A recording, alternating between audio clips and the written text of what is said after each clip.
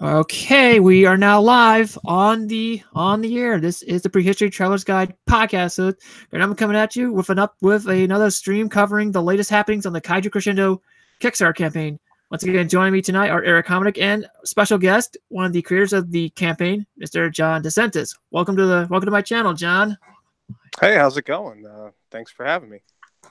My pleasure, Sean. So, just to give a quick little recap, want to give the people that we watch this a quick little brief rundown of where we're at currently on the Kickstarter? Yeah, we are, as of right now, I'm looking at it. It is sitting at $20,000 or $20,072. So, yeah, we had a really good day today. It was kind of slow for the previous 2 days, which happens. I was kind of hoping it wouldn't happen, but it tends to happen on every project. But I was like, okay, so we got some really good momentum and things were really consistent going up to there. But you just got to kind of you just got to go through that stuff. And yeah, today we had a really good bounce back day. I mean, I think approaching almost $2,000 today in pledges. So we're over the $20,000 mark, and that's a huge plateau. So yeah, that is pretty cool. I admit it was kind of bad having a slow start, but today I felt more than made up for it. When do you possibly predict we'll hit the 35K funding goal based on current trajectory? Well, that's hard to say. I mean, because every day things change, and our projection right now is close to 40 grand if you go by the projection. But just it all depends. We're gonna have some press hitting for us this weekend, which is going to be really cool. I'm very excited about that, and hopefully that'll give us the boost and get us over the finish line for the final 2 weeks. So I seen that there was another update that you posted earlier about something about. You want to tell us about that? More about that update you posted? Yeah, absolutely. Obviously, I reached out to the person who recorded the first 2 concerts. His name is Dan Nichols. He lives over in Illinois, and he did a wonderful job, as I'm sure everybody who's listened to those CDs can attest to. And I was just really happy. I had no doubt that he was going to come back, but it was just really cool to kind of know that his schedule's clear now and he's excited, and that we have him back, because he is a really good recording engineer. And it will be quite an experience for me just to be able to go to a concert that Mr. Nichols and Oshima-san will be likewise conducting and composing this year at the convention. So what other sort of things could potential attendees of this show expect, John, that nobody else has been told about? So you want exclusive information? If you've got any. Well, see, there's one thing that I'm working on that I really wish I could go into it right now, but it's not a finalized thing yet, and I'm not sure. These are things you have to work through, but I can say this, that if this particular thing that I'm thinking of actually ends up happening, it's going to really kind of bump the concert up to the next level. So it's something exciting, but I can't talk about it just yet. Yeah, and suffice it to say, by the way, that there is still plenty of stuff left to be announced. John is working on this one thing that he's mentioning, but there's already other things that are in the pipeline, musically speaking, additions to the concert that haven't even been announced yet. So definitely, if you're out there following what we're doing at Kaiju Crescendo, stay tuned to the Kickstarter page and social media, because in the coming days, really, because we're almost getting down to the final 2 weeks of the we are the Kickstarter. Yeah, you're right. So in the coming days, stay tuned, because there's more really awesome musical selections that are going to be added to the program. So be on the lookout for that. And like I said, we've pretty much, at least as far as the first half of the concert, which would be the one that I would be conducting, we've announced the big ones, which are the 2 Masaru Sato suites and the 2 Akira Ifukube suites. But in between them, we're going to have a couple little sprinklings of other pieces. So, you know, we're gonna let people in on that stuff, but we also, I think it's worth. There's something to be had by just being able to go into the theater. You're handed the program and you open it up, and then you just, oh, look at this. They're going to do this tonight. So, and you never know. There may be a surprise that's not in the program, that's not announced, that may be there too. So, you know, these are all things that we'll find out about in due time. So another quick question I have directed towards you, John, is what was there a particular reason for choosing the proposed venue for this year's Kaiju Crescendo in the North Shore Performing Center? Yes, I'll be happy to talk about that. Well, first of all, because people were asking about the Pickwick Theater, and the Pickwick actually installed a gigantic new theater screen, which pretty much takes up the whole width of the stage. So for all intents and purposes, at least as far as I was able to find out, the stage proper is kind of not really in use anymore. But I mean, to be honest, and I really do love the Pickwick Theater a lot. I had kind of wanted to get away from it if we did a third one anyway. And the only reason is simply has to do with the acoustics of the theater, because the theater is a gorgeous, gorgeous looking theater, and we had a great time there for the two that we did. But when you go there, there's just like the ceiling above the orchestra is cavernous, so a lot of that sound, you know, can get lost up there a little bit. Even though most people who were in the audience seem to think that it was fine. I hear it differently when I'm on stage. So the way that you hear it in the audience is not the way that I hear it when I actually have the musicians kind of surrounding me. But I really wanted to kind of find a proper concert hall. And my first choice was Lund Hall at Dominican University, which is where we had our rehearsals for those previous two concerts. And it's a really, really wonderful sounding room. Unfortunately, they were booked solid the entire week. So that left me kind of having to find another venue. So I was basically looking at anything that was within a half hour of the hotel. I didn't want to go any further than that because you want to make it accessible for attendees and not be too much of an inconvenience. So I was just digging around. I spent probably about 2 or 3 days just really researching any theater, performing arts venue. An interesting, well, I'll tell you right now, what I really, really tried to do, and I tried to make this happen, and this is something that I wanted from the first concert, was I looked into the Rosemont Theater right next door to the hotel. It's a very expensive venue. It's a union building, and the base cost to rent it is a lot of money. It's right around $15,000 to rent the venue just like at its floor. So, but I mean, I was looking into that and I was kind of weighing, okay, well, if it's right there, maybe that could be good for ticket sales, good for the convention. But then you add on the union labor on top of that, and you're almost at the entire budget that we're going for on Kickstarter. And it was just, it was something I wanted so bad, and it couldn't happen. So I was looking, okay, so let's just kind of keep it modest. Let's look for a venue that's right around the size of the Pickwick and of Lund Hall. And then I found in Skokie, I found the North Shore Center for the Performing Arts, and they have they have quite a few rooms there, but their beautiful center theater is an 800, and I think, if I remember, it's 870 or 867 seats.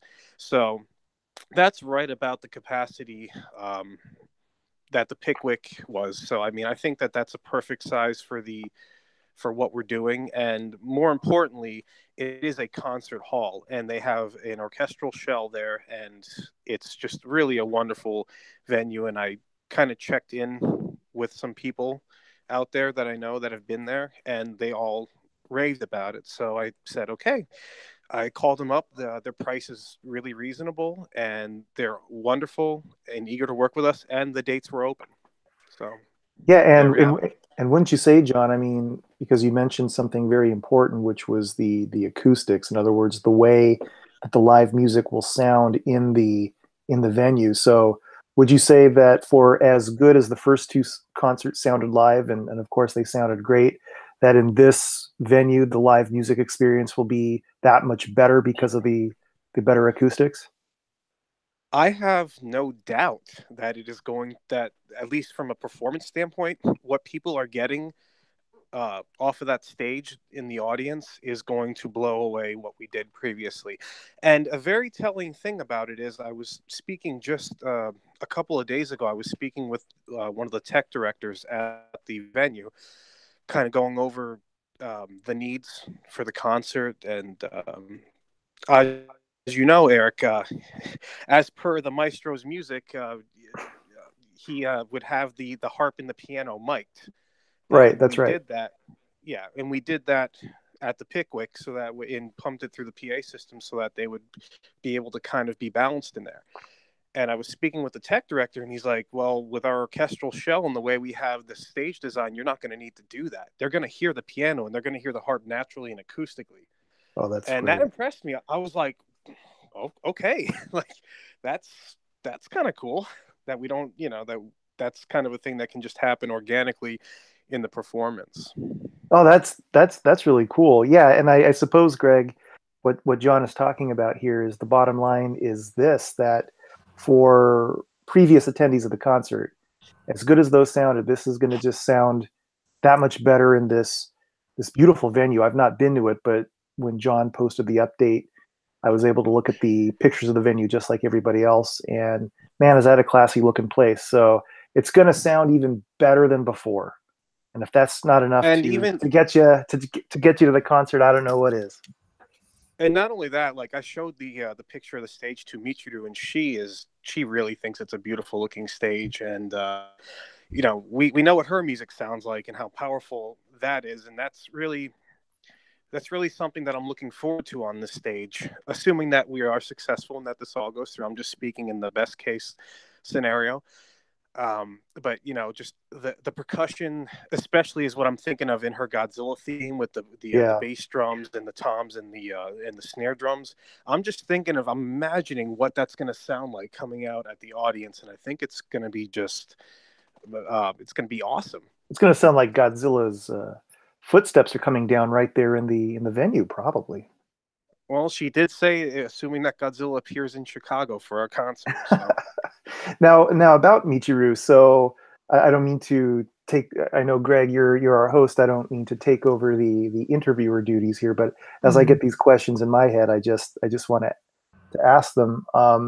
John, so just for anyone out there listening, either live or later, in playback. Why don't you talk a little bit about the other figure here, Miss Oshima, Michiru Oshima, who is going to be conducting the second half of the concert. You're in control, literally, of the first half. She's taking over in the second half of the concert. What's she been saying about this? I imagine she's pretty excited for the prospect of being able to play her music, her Godzilla music, live in Chicago this summer. Yeah, absolutely. She's really a pure musician, and that's what I've kind of come to know about her, is that she just cares about music. And I think this idea really excites her because, again, we've talked on and off about it for a few years now. And then just last April, I had lunch with her in New York City, and then I said, hey, listen, I think next year I'd like to maybe really make a serious run at this. And she was all for it. And so, like I said, I've been in a soft prep stage for about the last, I would say almost the last year. Really, like towards the summer, end of summer, I started really blocking things out and just kind of thinking about what I really thought this could be. And she's excited. In fact, the idea, because I never really wanted to do a Kickstarter again. They're very hard, and things can you got to really. It was some definite school of hard knocks with the first two, and but she understood what Kickstarter was and how effective it could be, and she wanted to do that. And a testament to how much she believes in this and how much she wants to do this for fans is just the fact that she is writing a new piece of music to premiere, especially at this night, and for the reward for like the highest tier backers. We're going to take that conductor score and we're going to just take the pages out, and they're going to get signed, and that's going to be pieces of the performance and of the night are going to go to the high backers and stuff at the highest level. So yeah, that was her idea. She came up with that completely on her own. I didn't ask her to do that. She brought that up, and I think it's a great idea. It'll be kind of like it'll be a nice little prelude to the performances of selections from her 3 movies. You there, Greg? Did we put you to sleep? I'm here. I'm here, guys. I'm just trying to think of a. He's mesmerized. He's mesmerized by the only thing more beautiful than John's music is his voice, which is perhaps, well, it's definitely music to my ears anyway. Well, you might be the only one, but thank you. Okay, actually, I do have a question if I can think about it here. Oh yes, if assuming this concert does get funded, on what day of the convention would this concert be scheduled? Well, I'm kind of still working that out. As it stands right now, I have the Saturday, which is, I believe, is that the 13th of July? I have the date on that Saturday booked. However, if there's logistical concerns with the convention, and because we really have to work around the costume parades, and we want it to, we want to make it so that people can enjoy what, all that stuff that they're doing at the convention. They can enjoy the costume parade and all that, but we want to make it so that they can get there in time. And we're going to go with whichever day really is logistically better. And Friday is available at the venue as well. So we can switch it if need be. But just as of right now, I have a placeholder on the Saturday, but we're working that out. But that'll be, I don't imagine it'll take very long to announce that after we're done with this. I mean, yeah, considering the list of panels that are already scheduled this year, on top of my own Nessie panel, I am almost looking forward to this concert more than my own unmade Nessie film panel, which is how much power this Kickstarter has had over me since I first pledged to it. Well, don't sell yourself short on that though, because that Nessie panel sounds cool. And if I'm not rehearsing or doing anything with the orchestra, I definitely plan on being there for that. And it's been scheduled for Saturday at 2:00 in Ballroom 1. So, yeah, but it's yeah. So that's kind of where we're at with the scheduling of the concert. It's tricky, but we're gonna do what's best for attendees. That, of course, makes sense. And a question I just thought of for the highest 2 backers. When, assuming everything's funded, of course, when would the invitation to a rehearsal and your ticket to the show be supplied? Would it be before the show, or how does that work? It would be before the show. All that stuff would be worked out. Probably, I would say it would be finalized. Probably, I mean, my goal would be to finalize all that stuff by the end of May at the latest, where people would know. So, and as far as the rehearsals go, like for the invitation for the rehearsal, if you're, at the $500 or $1,000 level, that would probably be for the final rehearsal prior to the concert, which tends to happen.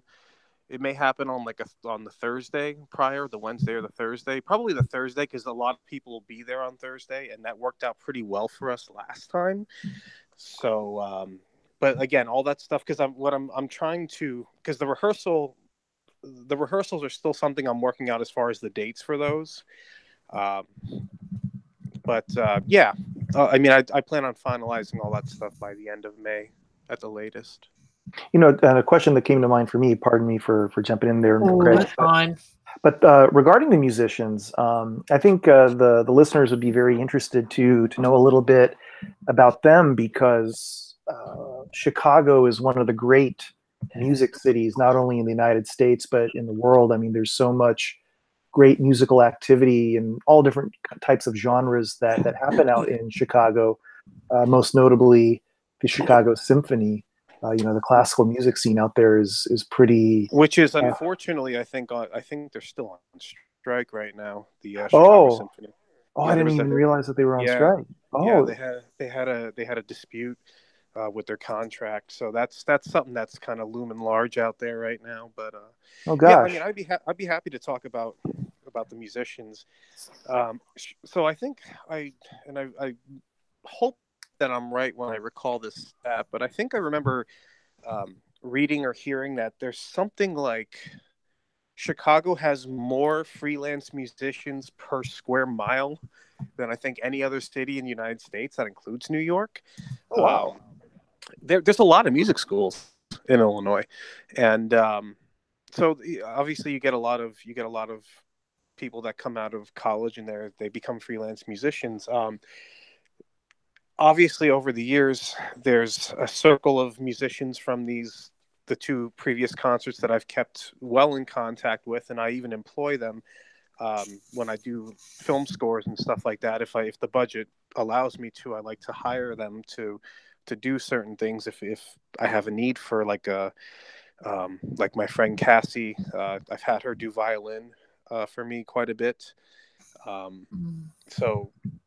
Just things like that. So these are the people that I kind of that I'm going to go to first, and then you kind of get that core group of people that you've kept in touch with and the people that you trust that you really had a good time with in the previous concerts, and then they obviously have a network of friends who play almost anything, and then you just kind of branch out from there. And that's the cool part about it is like back in 2014 when I was contracting the musicians for Ifukube 100. It was like a shot in the dark. I shouldn't say that actually, because Tim Crane actually put me in touch with a couple people, Cassie, who I just mentioned being one of them. So it kind of went off from there, but I also started reaching out to the various universities out there, just looking for freelance musicians. And one by one, you start building this network. So it was a lot harder back in 2014. Like right now, I feel really good about it because I have a core group that I really trust, so I know that I'll be able to find the right players. The only thing that I think is going to be a pain is to try and find a contrabass sarrusophone. Oh yeah, well, let's talk about that particular instrument in just a moment. But I guess the point that I was getting at is that these are top tier musicians. This is Chicago they are professionals. They are absolute professionals. Yeah. So again, that goes to the quality of the music. If your listeners, Greg, have heard the previous two concerts either in person or on recordings, I mean, they'll know just how high the quality of these musicians are that participate in these concerts, and you can expect more of the same high quality musicianship in this concert. But you mentioned the sarrusophone, John. That's kind of an unusual instrument. Why would we need one for Kaiju Crescendo? Because Akira Ifukube wrote it. That's why. He uses the a contrabass sarrusophone in his score to the Mysterians. It's in his handwritten manuscript, obviously, as you and I both know.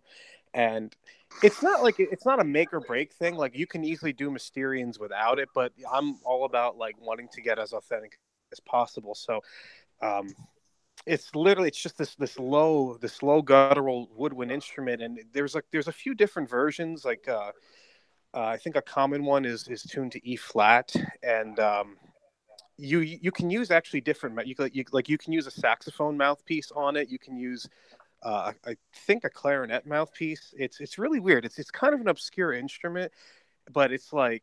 Yeah, he wrote that back then, and I would almost love to have been in his head and known what caused him to say, okay, I'm going to write these 2 or 3 cues here, and we're going to have a contrabass sarrusophone. For Mogera, I get it, because it's a really low, I mean, it sounds more guttural than a contrabassoon. So I kind of get it with Mogera, He also does it in that wonderful cue that I love called, I think this attack preparation. Mm-hmm. And it's amazing to think of the fact that in the 50s he probably was discovering that he had all these kind of, I wouldn't call that an exotic instrument by any means, but it's definitely an unusual instrument to have around. So part of me wonders if he had if that really was his purpose, or if he was just like, well, this is available to me, so let me see if I can write a piece for it. Either way, I think it's wonderful. Yeah, I agree, and it's, I think the addition of interesting instruments like that is very much representative of the freshness of his thinking during the 1950s, when he was writing those first handful of scores. Of course, starting with Godzilla 54, and then Rodan, and then the Mysterians, Varon, so on and so forth. Yeah. And John and I, you and I both agree that pound for pound, his genre scores from the 1950s are his best ones. Of course, the ones from the 60s are fabulous too, but the ones from the 1950s, I think, from score to score, there's more experimentation and variation between them. If you listen to Godzilla and Rodan and the Mysterians, say, back to back to back, those three scores, I think, sound very different from each other. Whereas if you're going into the 1960s, and you listen to, Get Her the Three-Headed Monster, then, Monster Zero, and then, something else, I don't know. Of course they're different scores, but it's sort of like he's drawing from quite the same. He's drawing from the same well a little bit more readily in the 1960s, I think. And I think a lot of that just has to do with his output. I mean, how many scores was he putting out in the 1960s versus the 1950s? And I think and I think you would agree with me, it was like a really, I don't want to say like a new time, because I think he did his first score in 1949 was that Snow Trail, or 47. 47. I'm sorry. Yeah. So, by Godzilla 54, he had been at it, excuse me, for about, 7 years. And then obviously he'd been at it for about a decade by the time of Mysterians and like Battle in Outer Space and all that. But you can really hear, and you could see it really in the music. Like when you actually get to look at it, the way it's written, that's kind of when you discover really that you could actually almost, how do I want to say this? It's like you can kind of picture the gears turning in his head a little bit when you look at the stuff. It's just fabulous. It's been a real treat to be able to really examine his scores and just kind of see what it looks like, because it's like a work of art. Both sonically and just his penmanship. I mean, his manuscripts are just gorgeous. Well, what he said about that, he actually had a quote about that. He said, "Though people who can't write a neat score can't write good music." That's something that he actually said. So, well, thank goodness I have a notation software then. Oh yeah, well then in that case, anyone with a computer with notation software is doing very well. But I'm very gratified though that the two scores, the two Ifukube scores that are going to be featured so prominently at Kaiju Crescendo are Rodan and the Mysterians, because those are really both... is like. Oh, sorry. Go ahead. No, I was just going to say, because those are two of his 1950 scores and two of his best genre scores as far as I'm concerned. So, if in the previous concerts, certainly in the Ifukube 100, since there was such a focus on the Godzilla scores per se, yes, I'm just so pleased that we're going to be able to hear this music in concert, really for the first time in North America. I can't imagine that either score has been performed live very many times in Japan, at least once that we know of, in that Ichiro Saito cycle of live concert recordings, which were very well done.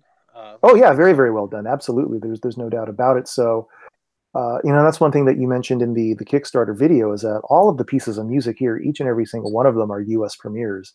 So, to what extent this music has been performed live in Japan, I'm not sure, to be honest with you. I mean, some of it has, to a very limited extent, but certainly never before has any of this music been heard live in North America. So, and then even the piece that Miss Oshima will write will be a world premiere. Well, I was going to jump there really quickly because I don't think we're talking enough about the real treat of this night is going to be the fact that she is going to walk out on stage and she is going to present her music with the orchestra. I can't even stress how rare that is to have a composer. I mean, like, I don't know, because, and correct me if I'm wrong, but Ifukube, did he ever conduct his Godzilla music live in concert? It seemed to me like even like with the Fantasia recordings that he would always give way to other conductors, and then he would, basically come out and do his like a classical piece like Drumming of Japan. He did drumming of, I was just going to think drumming of Japan in 1991. Masaru Sato actually conducted his music, Ifukube's music, in that concert from 1993 in Osaka. I think it was with the Osaka Sinfonia. Was it? The Osaka Sinfonica. Yeah. So that's about the closest that I guess you'd come to. I mean, but to the best of my knowledge, just the being able to see a Godzilla composer come out, and in this case, Miss Oshima, come out and conduct her own music, which is much beloved. I mean, her 3 scores are some of the most popular of the series, and rightfully so. Her music is energetic, it's dynamic, and she has a genuine love for Godzilla. And I think you can hear that in her music. You can hear the excitement. So that's going to be a really, really rare treat. Yeah, and to answer your question, John, no, to my knowledge, Ifukube never conducted any of his own Godzilla scores, because none of those scores, none of his Godzilla-related music was ever performed live until 1983, when he put together the 3 symphonic fantasias. And by that point, he was primarily working as an educator. He did compose some music during the 1980s, but his primary role at that time was working as an educator. And he was, getting to be quite elderly then. So no, I don't think that he had any interest very much in conducting anything. I mean, that one instance you're talking about in 1991 where he conducted the drumming of Japan, I don't know, but that may have been the only thing that he conducted publicly for years, in the years leading up to that and after that. I mean, when he would conduct the rehearsals of his film scores, the Heisei film scores, Godzilla versus King Ghidorah, Godzilla versus Mothra, and so forth. He would conduct the rehearsals, but then he had his assistant conduct the actual recordings. But you bring up a good point, John, because at Symphonic Fury, the other composer that was featured there was Ko Otani, who naturally did the scores for the Heisei Gamera films as well as GMK. He was there, but he wasn't conducting the portion of the concert with his music. He was simply sitting in the seats enjoying it with everybody else. But you bring up an excellent point for this. Not only will Miss Oshima be in the house, but she will be personally conducting her own Godzilla scores. And she's not even done that in Japan, has she? To the best of my knowledge, no. To the best of my knowledge, I don't believe she has.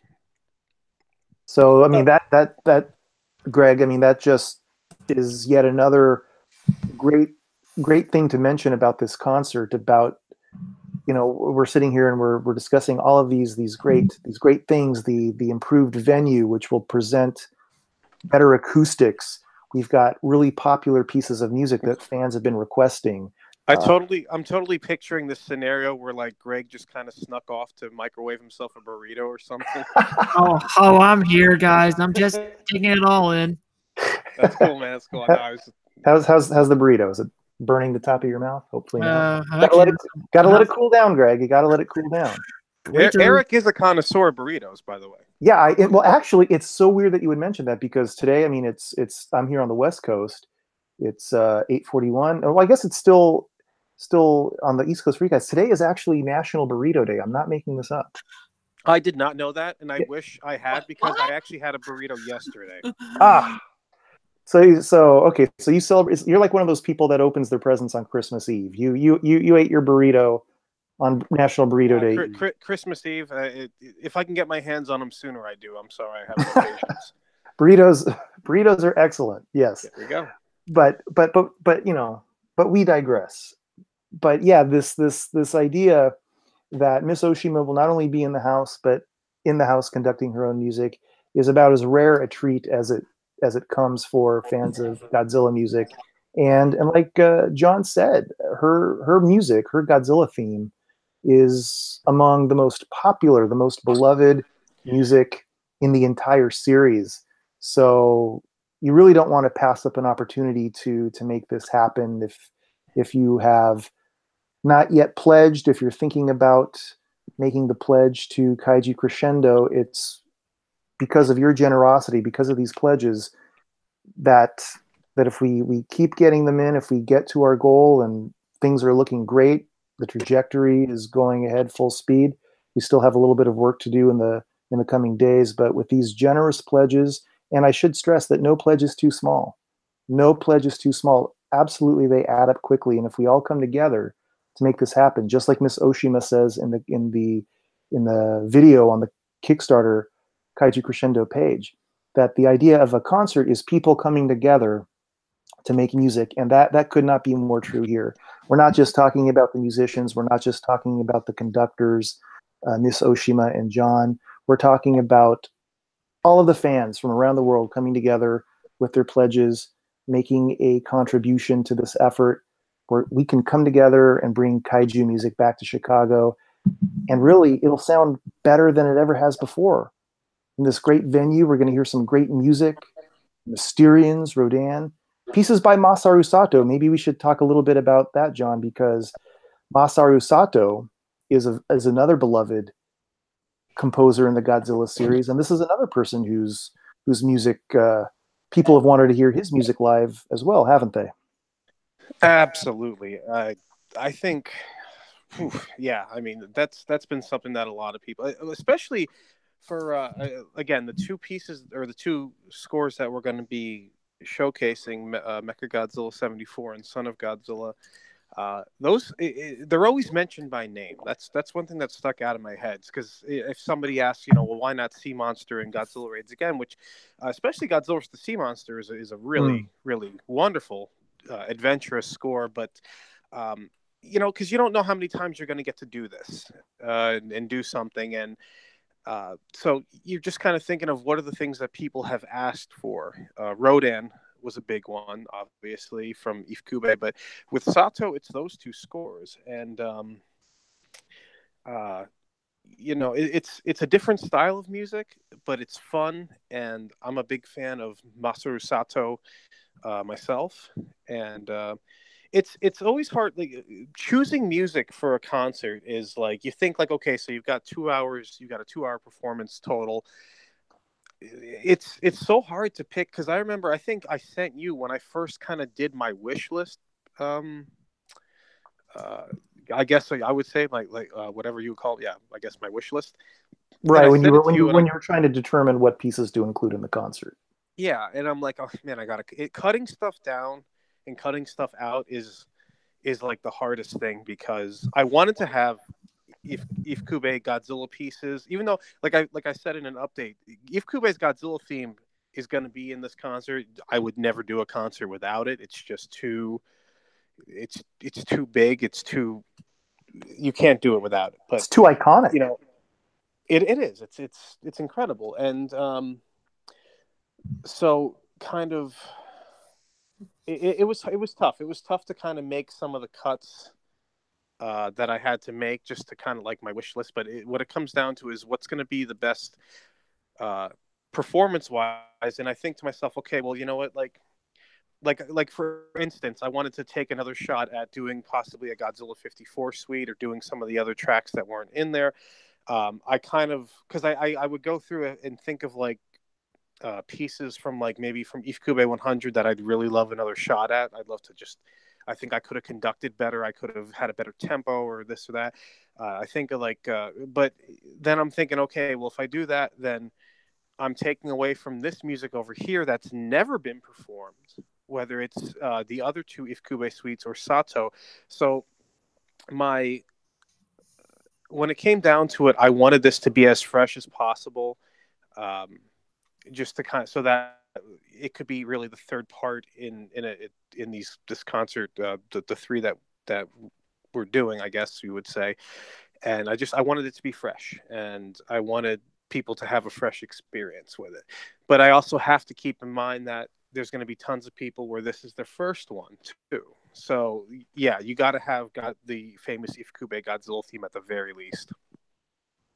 Yeah, so that's another thing, actually, Greg, that I guess in a sense we're sort of announcing with you here, because as far as I know, John, that hasn't yet been discussed in the lineup of pieces. That the original Ifukube theme that everyone knows and loves will be a part of it. So if you missed the first two concerts and you didn't get to hear it, or if you were at one or both concerts and you remember the thrill of hearing such an iconic piece of music live in concert, you will absolutely have the chance to hear it at Kaiju Crescendo. Mm-hmm. Absolutely, yes. And like I said, it's as to which version of it we're going to hear.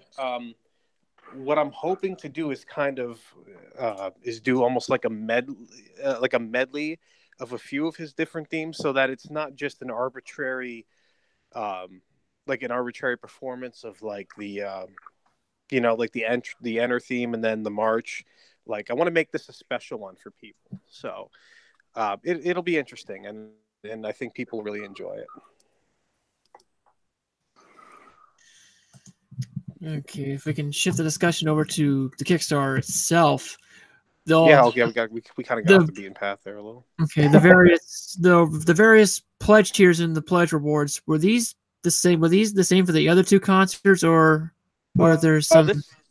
It pretty much mirrors the Symphonic Fury rewards, because I felt like we had good success with those. People seem to like it, but obviously there's a few things that are a little bit different. There's additions and stuff, but I kind of really tried to keep it in there just because, like I said, there was success. People seem to really like that, like the stuff that they got there. And the one thing, we're gonna have like Bob doing a painting again for us. Oh, Bob Eggleton, yeah. And the one thing that last time, because there's the small art print and then there's the bigger one, but the one thing last time was it really worked out well, kind of doing the small art print, because Bob always does a sketch of his paintings, like a pencil sketch before he does the full painting. And I'm looking at the pencil sketch of the painting that he did for Symphonic Fury, and I'm like, man, this is like a work of art in and of itself. It's like, it's not a throwaway piece. It's like, it's really good. So I'm like, this would really be cool to kind of give that variety. So I'm always looking for every and any way to kind of vary things up a little bit and kind of just make things unique, so that it's not just okay, well, you're getting a small print and a big, but then you're going to get a big print, then you're not going to get the small print. It's like, well, then why can't you get two prints and that they're the same but different? So yeah, I kind of used the Symphonic Fury model when it came to selecting these. And like I said, the Oshima with like the pages of her score and the new piece, that was completely her idea. So yeah, folks, you're going to be getting something really special if you are in the $1,000 backer range. To have a signed piece from the score, that's as valuable as gold in this community. Actually, well, like I said, it's literally going to be the conductor's score, the performance score from the conductor's score, is going to literally be ripped off the binder and signed. It's going to be, so if she writes any notes, performance notes in there, happens to write them, that they're going to be, it's going to be what it is. It's going to be the piece right off the podium. Yeah, that's an excellent point. That you have the opportunity to own a piece of original Godzilla sheet music that was used in performance and then signed. Well, no, hold on. Godzilla sheet, we can't say that. No, but like because I don't know what her giant Japanese monster. There we go. I don't know what her piece is going to be. She hasn't written it yet. I can't make any assumptions about it. It's when she writes it, I'll take a look at the music, and it's going to be just it'll fit what we're doing. It'll definitely fit what we're doing for sure. So No worries about that one. But she hasn't written it yet, so we have to wait till she writes it. But it'll be fun. It's gonna be a surprise for all of us, at least for me. And it'll be a surprise for me too. So I mean, it just goes without saying. Oshima's already composed Godzilla music is something special, but to have an original composition made specifically for this convention, it's going to be mind-blowing, to put it lightly. Yeah. and you're going to be there for the first performance of it, and it'll be the first recording of it. So there's a lot of firsts with this one, and that's the best thing that I really like, is that each of these concerts has been a number of firsts, and I don't want to stop with that. I want to kind of keep that going. And here's a question I just thought of. If this concert, fully funded and actually gets to perform and is a success beyond imagination, will there be potential plans for future concerts at the convention? I would like to, but I really don't want to ever have to use Kickstarter again. It's just, and not because, if it's a success, great, but you really do throw a year of your life into this, at least. And it's a huge undertaking. It's a huge expense. And, obviously that's why, you have the budget that you have on the Kickstarter campaign, and then you still have to sell tickets to kind of cover the rest of it. So, but yeah, I mean, I would love to do it if it happened, but like I said, I would like to get to a point where we could just put the concert on and not have to, and the only thing we have to ask of people is just to buy a ticket and come to the show. That's kind of where I would really like to get it. That sounds like a sensible business move to me. But yeah, so it's one thing at a time. I can't really plan. I can't plan too far in advance. You have to just one thing at a time. You got to be good at one thing. So, you got to hit that sweet 35K before you can really start getting into the nit and gritty of the concert's details and whatnot. No, but I mean, I would be absolutely lying if I said that I haven't thought ahead and thought, okay, well, if we're, what could this eventually go to? But like I said, it's not something that I want to keep having to kind of ask for people to help on Kickstarter. I'd really like to get it to a point where it could just be something that is. So, but whether it ever gets there or not, we'll have to see.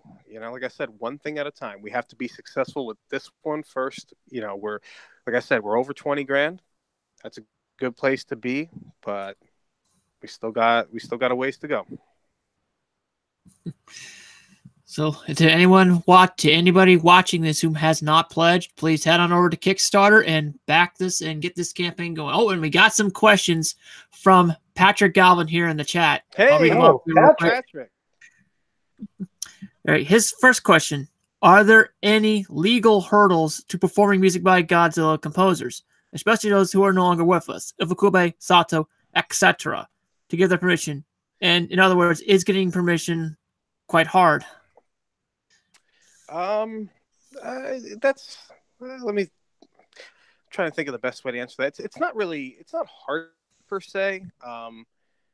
You just have to you really just have to go through as far as recording and performing, you have to make sure that you pay the ASCAP fee. Toho Music goes through ASCAP here in the United States, and they're the performing rights organization.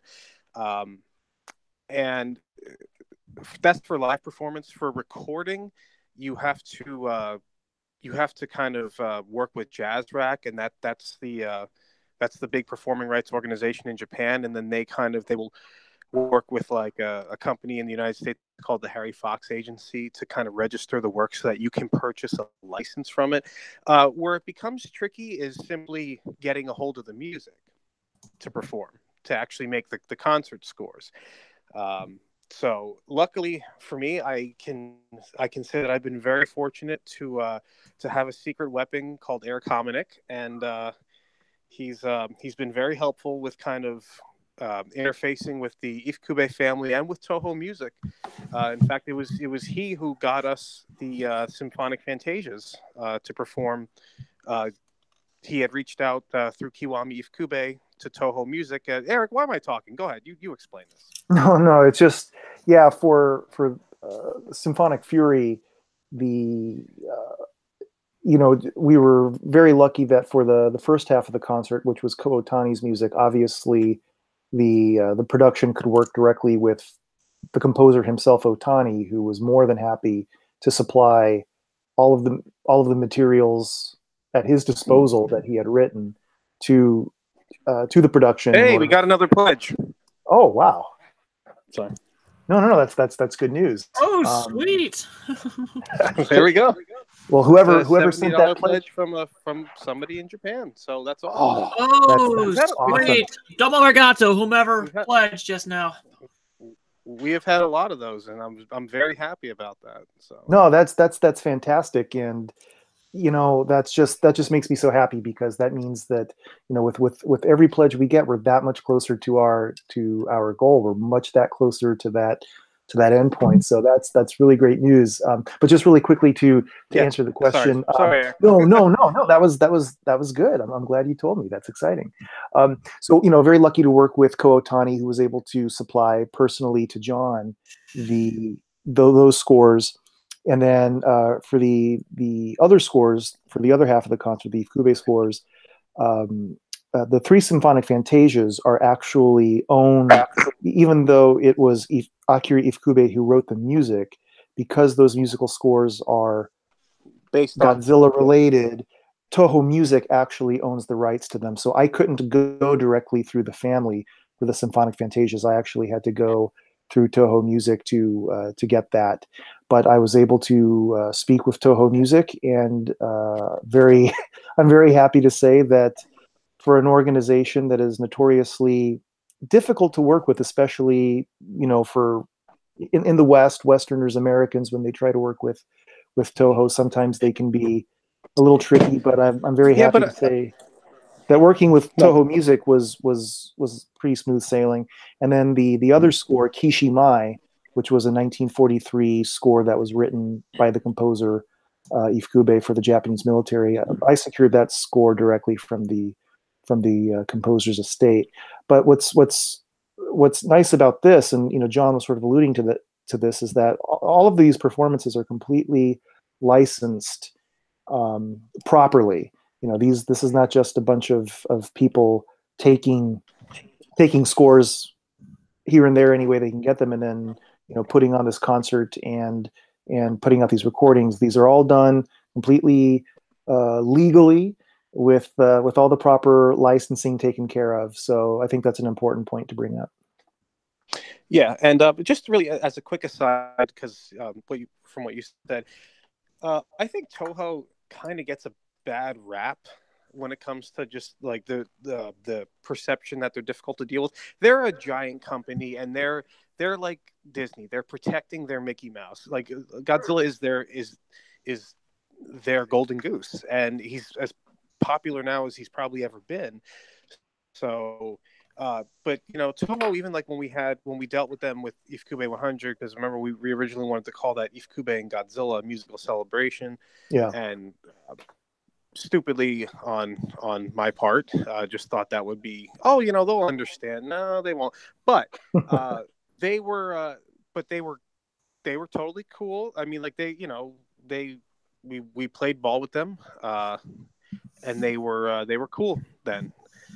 We didn't hear anything from them the next year with Symphonic Fury, because we didn't use any kind of licensed characters. We didn't have any licensed characters in the name, and that's fine, because when it comes down to it, these concerts are about one thing and one thing only: the composers.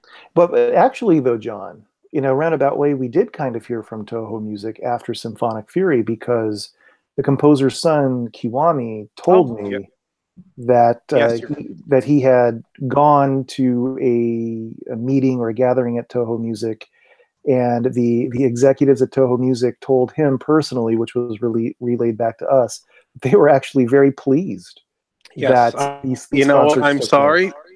Thank you for reminding me of that. Yeah, so I was really, really stoked when I heard that, because it's like, you know, it's one thing to approach them and ask for certain materials, you know, to rent the symphonic fantasias, but it's quite another that, you know, when you learned that they were happy that time was taken on the other side of the pond, on the other side of the Pacific, to get this music performed live. So actually, yeah, they were pretty happy about it. Yeah, and that's all they want. They just want you to be respectful and license things the right way. And you know, we know how to do that now. And honestly, that was kind of that was one of the big reasons that there were delays with getting the discs manufactured the first couple times around, was just because that licensing process takes a long time, and that was completely on me. So for this one, I'm making sure that I kind of I get in contact with Jazzrack like right away.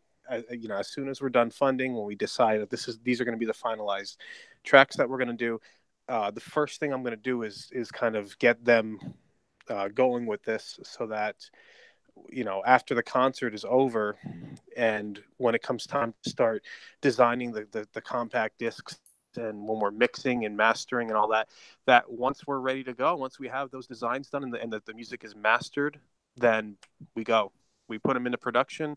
Like, I fully intend, and I want to get, because obviously I set a date of spring of 2020 just based on how long it took in the worst case scenario for the last two. But what I really want to happen is to get this out early, to get this done early. So, you know, after the concerts are over, my work is going to be tireless to make sure that that the discs are manufactured and all the rewards are kind of gathered, manufactured, and they go out as soon as possible. Yeah, you heard that, folks. A lot of work goes into making this music legal to be performed here at the convention. And it's not, it's so much work. Like, it really is a long time of your life to dedicate to doing this. And I take my hat off to anybody who, especially people who have like really, really big campaigns where they raise, you know, hundreds upon thousands of dollars for stuff, and they have thousands of backers. Like, it's hard enough when you have like you know, a few hundred backers, but I take my hat off to anybody who really perseveres and does this. So Yeah, some of the campaigns I've backed in the past had very modest funding goals, but actually managed to vastly exceed their initial funding in like tenfold. And like that one for that Frozen Hell Kickstarter Bob Eggleton was involved with, that hit over like 100,000 plus from a near 1,400 funding goal. Yeah, sometimes things like that happen. I mean, it's you know, let's put it this way: if we hit if we hit 100 grand, then hey, then we could afford to have it at the Rosemont Theater right next door to the hotel. But yeah, and we may actually be able to fly Godzilla in for the concert with that amount of money too. Yeah, yeah, or at least Minya. Anything but Minya and all. Okay, all right. No love for Minya. Hey, come on, we're playing Minya's music. We got. In his case, out of respect for Sato-san, I'll let it slide this once. You know, yeah. I mean, I'm sorry. I'm an unabashed fan of Son of Godzilla. I think it's just a wonderful movie. I grew up with it. I still love it to this day. It's a great story, and there's a lot to love in that movie. You know.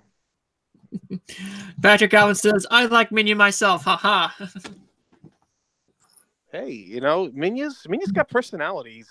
You kind of root for him. He's not like Little Godzilla where you're just like, oh, okay. Even though I think Little Godzilla looks cool. I always thought Little Godzilla looked cool, but I did like him better when he was Godzilla Jr. Of course, don't we all?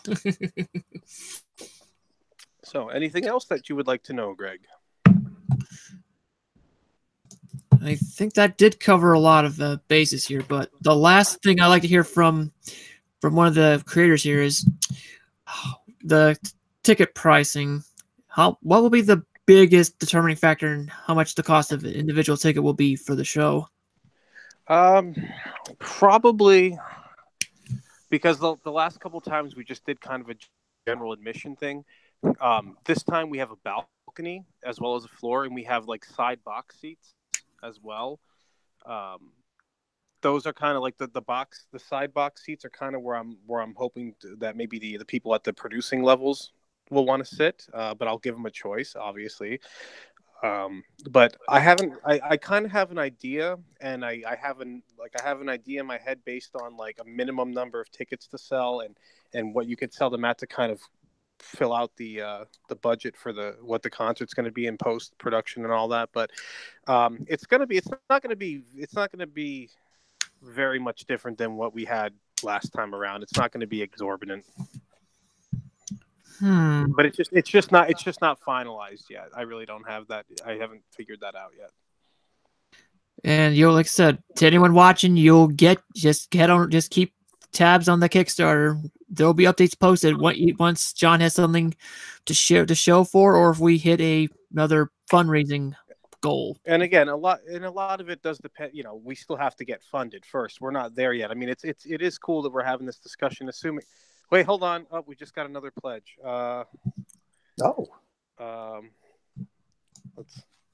Okay, that was another looked like another Japanese person pledge. That was a $25 pledge. Thank you very much. Awesome. Yep, 158 backers right now. So, yep, yeah. So anyway, yeah. I mean, it's not like I said. It's just those are details that I have to work out, and you have to just do one thing at a time. But it really just all goes by how much everything's going to cost in the long run. So, but once we have the information, which will be very soon after the campaign's done, it'll be out there. I'm not going to make people wait until July to find out all this information. They'll get their information quickly. So, yep, you heard that, folks. It's just only a matter of time here. And on a closing note, assuming we do have future content, would any sort of musical cues from the Monsterverse be performed at all? Well, yeah. Why'd you have to ask me that? Well, I mean, it's not really a big secret. We kind of mentioned it before, but a single cue that I am planning on performing in the first half will be Alexander Desplat's opening titles from Godzilla 2014, which I think is a marvelous cue. I'm a big fan of his writing, so we're going to perform that. Beyond that, I can't say much, but as far as you're talking about like in the future, yeah, I mean like the monster. Well, let's put it this way: I'm open to performing anything. Like I would do Dave Arnold's score to Godzilla '98 live if I could get a hold of the music, because I think that there's a lot of great stuff in there. So,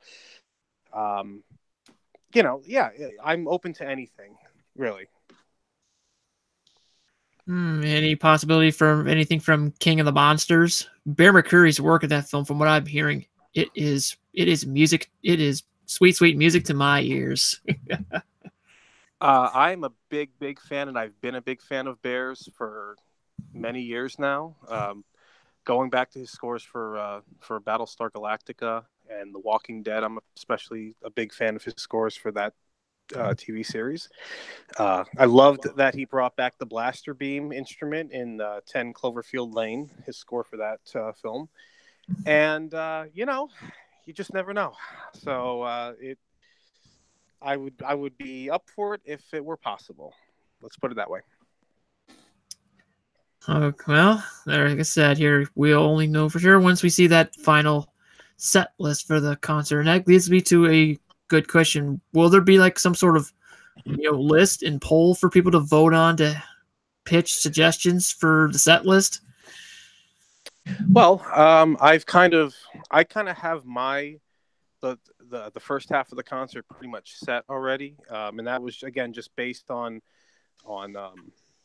people just saying in general they wanted to hear Son of Godzilla, they want to hear Mechagodzilla. So then you kind of go to what you think the best cues from those films are, and I kind of already have those picked out.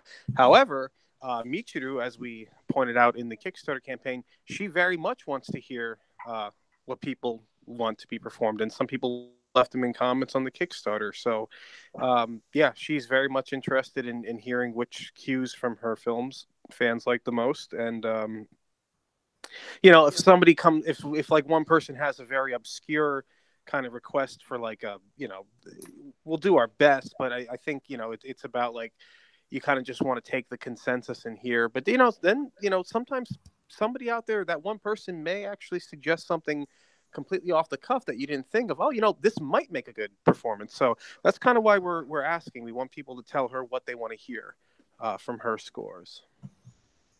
And these can only be from her Godzilla films and none of her other scores from other media that she's done.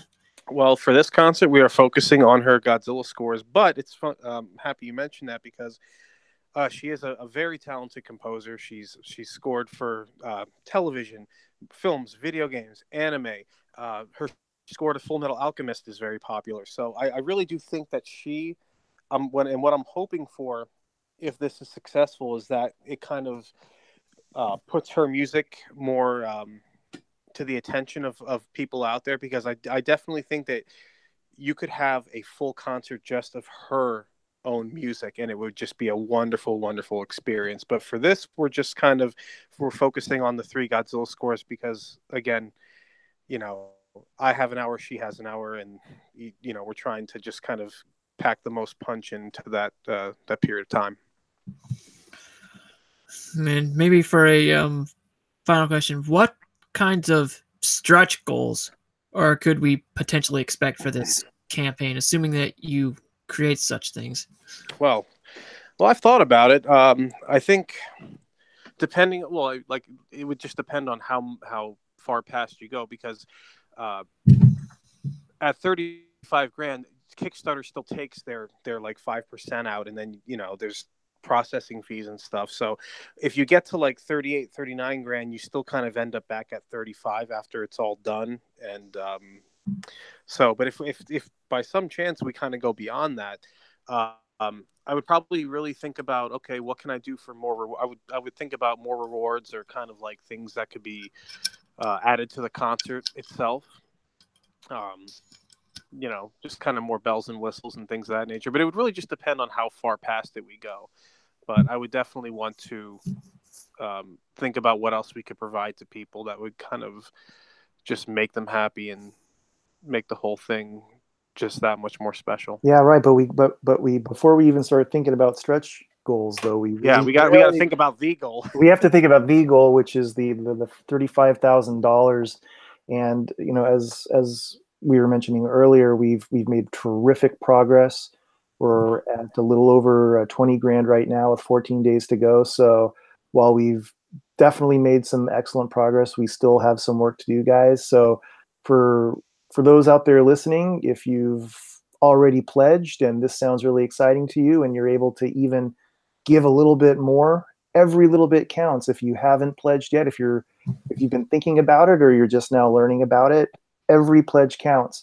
Every little bit counts. And don't forget to tell a friend. You know, if you may not know, perhaps you've got friends, other people in the Godzilla community who love this music just as much as we do, just as much as you do, who maybe don't know about this campaign yet or don't know a lot about it. Be sure to tell them about it. Be sure to direct them to Kickstarter.com and look for the Kaiju Crescendo Kickstarter. There's a really cool video produced by John. It features John and Michiru Oshima herself.